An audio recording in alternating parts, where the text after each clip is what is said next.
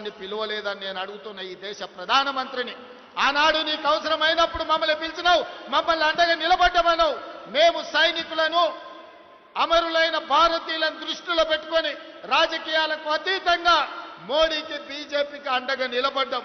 కానీ కాల్పులు ఆపినప్పుడు, యుద్ధం విరమించినప్పుడు మీరు అఖిల పక్షాన్ని ఎందుకు పిలవలేదు, అందరితో ఎందుకు సంప్రదించలేదని ఈ రోజు ఈ జై హింద్ ర్యాలీ సందర్భంగా నేను వారిని అడగదలుచుకున్నా.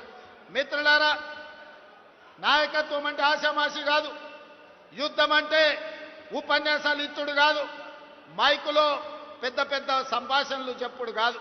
యుద్ధం అంటే ధైర్యం ఉండాలి, యుద్ధం అంటే వెన్నెముక ఉండాలి, యుద్ధం అంటే యుద్ధ తంత్రం ఉండాలి, యుద్ధ నీతి ఉండాలి, గుండెల్లో ధైర్యం ఉండాలి.